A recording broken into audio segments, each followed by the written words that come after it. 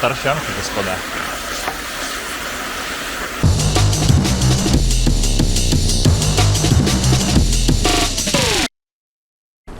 Зима подходит к концу, однако внезапно распогодилась. Температура в районе минус 10, с утра минус 15. Тепло, светло. Пока что еще не начало таять. Сегодня я решил сделать recovery ride в соло по любимой лосинке. В том числе потому, что услышал грустную весть, что вроде как звероход, который находится под МКАДом, такой проход, через который мы постоянно въезжали в заповедную часть лосинки и там катались. Вот его вроде как застраивают. Вот я уже больше 10 лет живу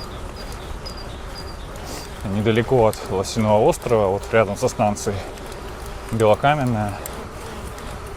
И для меня открытие, что оказывается вся вот эта часть за МКАДом лесная, она запрещена для посещения в принципе. Оказывается, вот эти границы, они там вообще огромные. И разрешено для посещения только часть до МКАДа. Все остальное фактически охраняется природным законодательством. Так, МЦК Белокаменная. Опа.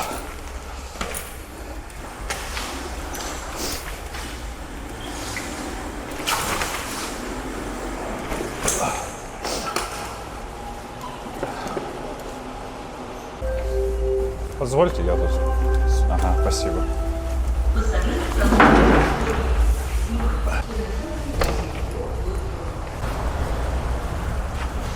Считай, станция МЦК, вот, которая сразу начинается в лесу.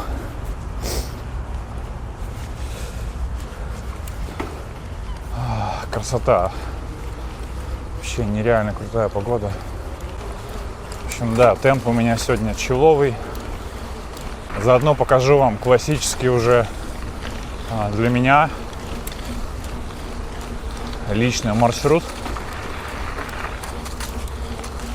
Если все хорошо получится, то попробуем через звероход нырнуть в заповедную часть лосинки и там доехать до Торфянки. Это такое полуозеро, полуболото, которое тоже, оказывается, заповедное. Однако там круглый год какой-то тусич туристов, которые там отдыхают, шашлыки какие-то жарят, купаются, загорают люди.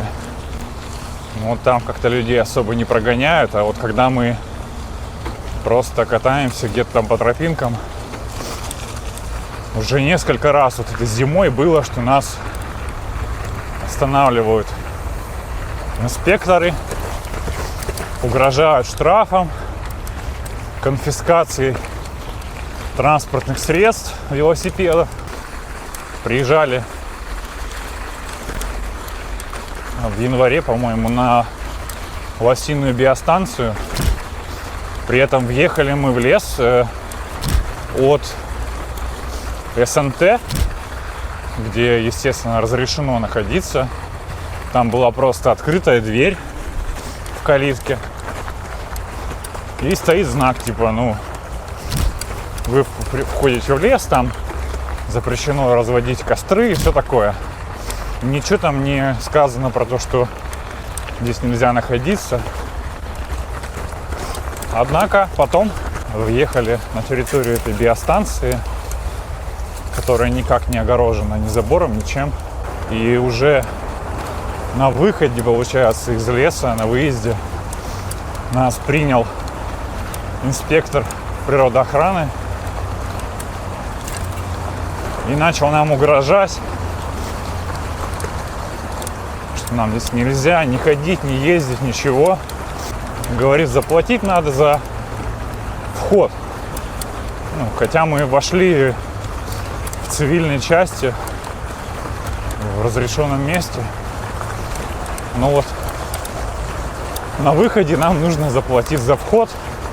Интересный факт: зимой вход на эту вот территорию биостанции, он стоит 900 рублей. Они обосновывают это тем, что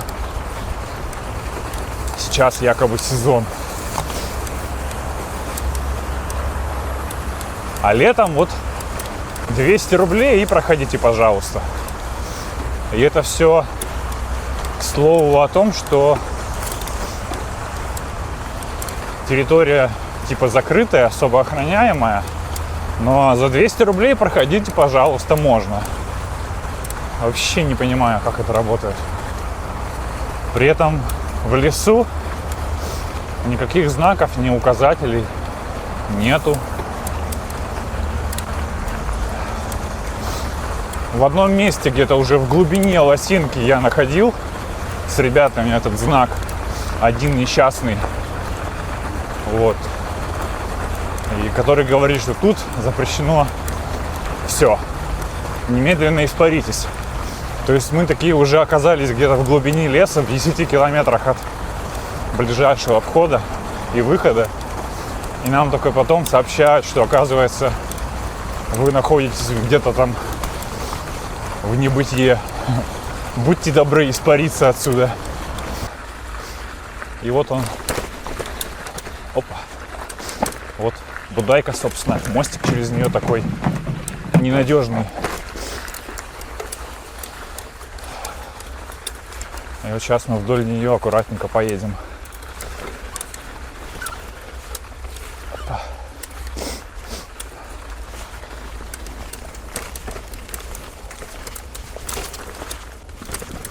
Здесь уже прям тишина и спокойствие. Ну, не считая того, что у меня велосипед какой-то треск странный издает. По поводу и без повода.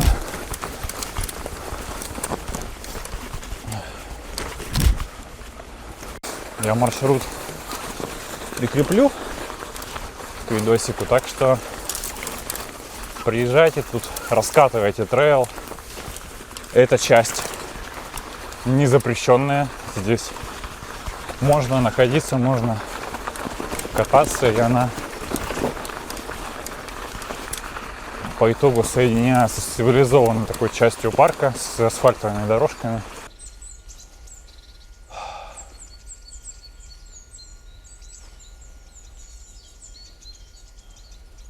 Вот, на минутку вам остановился продемонстрировать, какая тишина, пока я тут своим шлюцом не трахщу. Только птицы поют. И все. Мы выехали на асфальт, который идет от Белокаменной. Где-то вот в той части, там прям посреди леса строится ЖК-комплекс «Сказочный лес», который не строится, в общем-то, больше. То есть они откусили часть леса, поставили там стройку, начали возводить здания, но что-то пошло не так, застройщик обанкротился, и теперь там люди ждут чуда какого-то, когда город, видимо, эту стройку выкупит. Ну, конечно, меня опечаливает тот факт, что откусывают потихоньку от леса кусочки. Сделать мы с этим, конечно, ничего не можем. Поэтому наслаждаемся тем, что есть. Это мы сейчас вот в части парка, который ближе всего к Ярославке уже. В общем, это тоже цивилизованная часть парка. Здесь все ухожено, свободно для посещения. Тут было время, лед был, и довольно скользко. Сейчас припорошилось снегом, утопталось, и после этого ничего не таяло. Поэтому прекрасно вообще. И вот эта тропинка, на которую мы выехали, она по сути идет прямо до МКАДа. Так что вот берите на заметку, кто хочет поизучать лосинку. Вот. Не обязательно ездить по асфальтированным просекам. Можно по легкому, приятному гревелу вот так вот катиться. Вот еще один асфальт. Вот покажу. Вот это все асфальт, который построили посреди леса. Все здесь разрубили и положили дорогу. Она как раз вот ведет к той самой приостановившейся стройке. А мы едем дальше. И вот направо Дёрт-парк Подкова. Показать вам его. Давайте прокатимся. Челово максимально.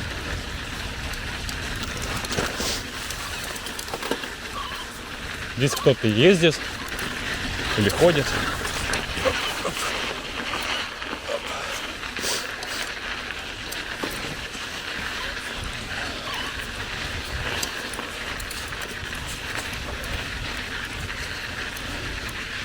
Даже зимой люди приезжают тренироваться.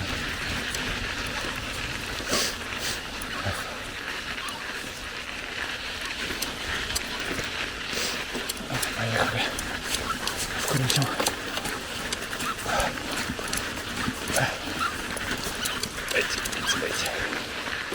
Вот мы на вершине. Вот так это выглядит.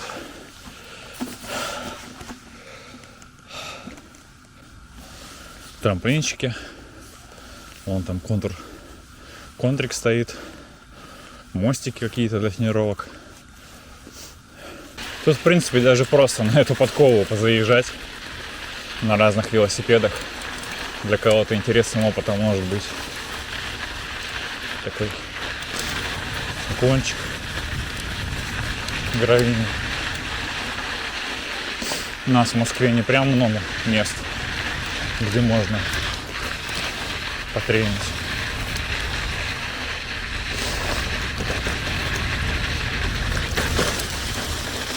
И все, вот, обратно. Едем искать проход в МКАД. Здесь смотрим, здесь велодорожка, это бумажная просека, мы ее сейчас пересекаем. Вот обычно по этой просеке люди гуляют и очень много катают на велосипедах, очень много тренируются здесь разные ребята, потому что это просто прямая велодорожка, довольно длинная, несколько километров сквозь лес. Здесь очень комфортно людям тренить. Мостик.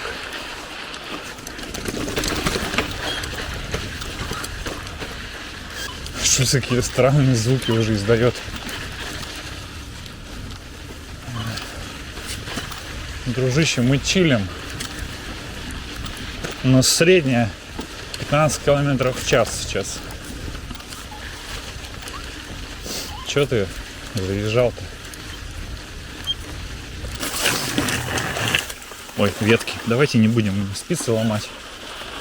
А то я тут на днях уже влетел в деревяху торчащую. Она в спицы мне влетела. И, короче, вырвала 7 спиц. Это тоже было в лосинке. И вот прям в глубине заповедной зоны, запрещенной. И вот я без 7 спиц там как-то выбирался потихоньку, по чуть-чуть. Но на удивление доехал своим ходом. Вижу следы шин велосипедных. Ребята активно катают здесь. Это дает мне надежду, что пока что въезд доступен. Вот он уже звук МКАДа появился. Сразу же гул в ушах.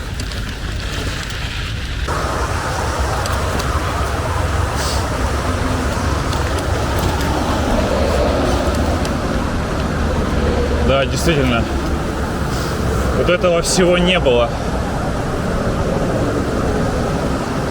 Реально строят забор.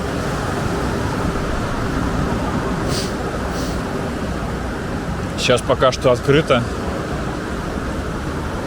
Но, видимо, решили заколотить все это дело, что ли. Зачем, непонятно. Это вообще единственный, получается,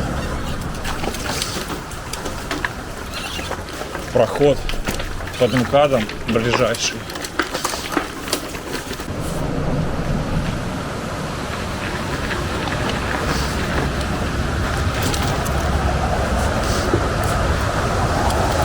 Ну, раз мы проехали, то я думаю, доедем до Торфянки. Если закрывают проход, то может вообще последний раз. Прям вот этим маршрутом еду.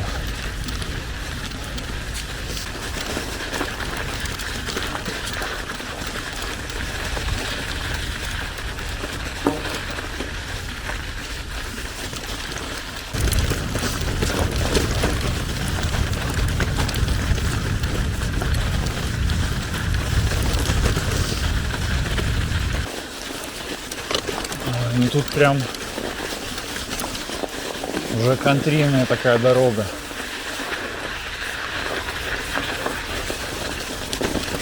Но если я уж так далеко заехал, надо, наверное, довести дело до конца какого-то разумного. Было бы странно сейчас сливаться. Год назад я сломал ногу довольно сильно, со смещением там. Мне сделали операцию, поставили титановый штифт и титановую пластину. В ближайшее время у меня грядет операция еще одна, опять период восстановления, когда я не смогу ездить. И есть вероятность, что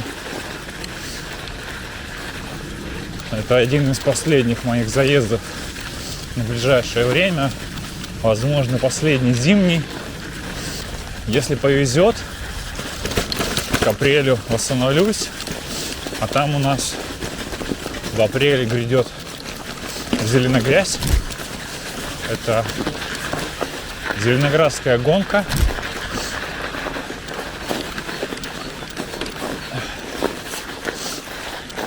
Традиционная уже, которая несколько лет проходит, где мы катаемся по лесам, падаем в грязь, тонем в болотах, а потом сидим в лагере и кушаем жареные сосисочки у костра. Классная гонка, очень душевная, непростая, но любительская. Среди нас нет профессионалов, мы просто собираемся по кайфу покататься по лесу, потому что нам это нравится. Следите там за анонсами в телеграмчике. Ребят скоро регистрацию откроют. По идее, прямо передо мной Торфянка, речка и болотце. И тут следы теряются. Не похоже, что кто-то сюда ездил. Ну вот какой-то МТБшник вроде проезжал. По идее, утонуть не должен. Я в местном болоте.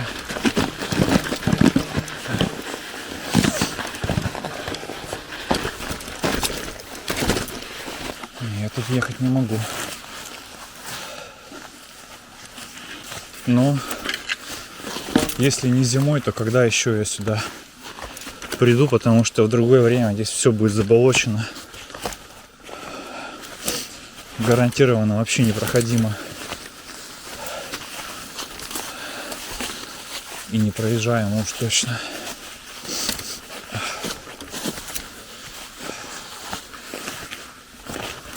Фактически мы сейчас в болоте. В какой момент надо понять, что пора разворачиваться? Ведь оно же не сразу становится очевидно.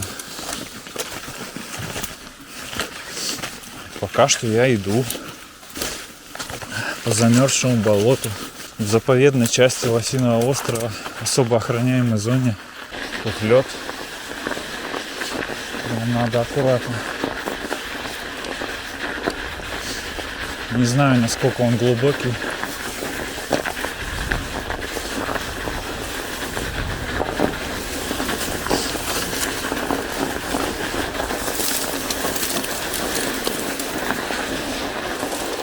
Вот он, да?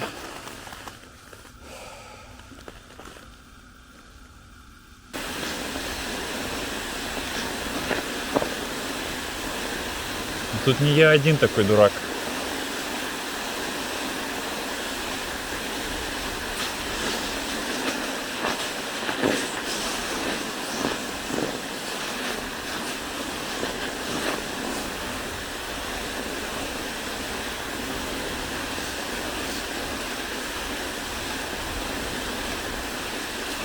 Есть велосипедисты, лыжники ходили. Много разных следов.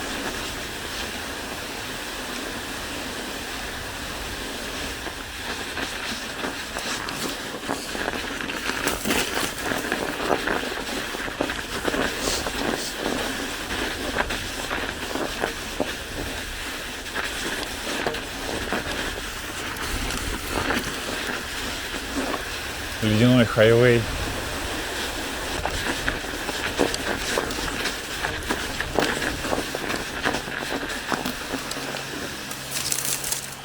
И все, да, приехали.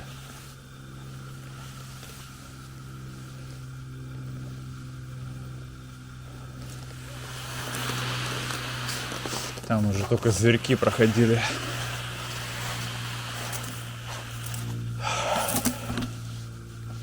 Ну ладно, цель достигнута. Я прям посередине болота. Насквозь его не проехать, на другую сторону не выехать. Так что я думаю, с чувством исполненного долга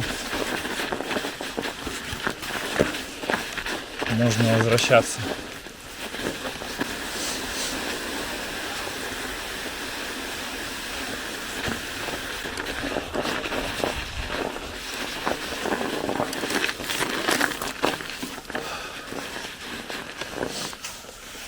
Вот такая красота.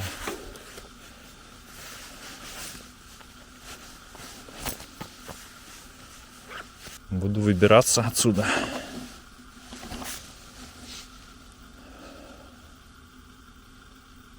Давайте увидимся на Зеленогрязи.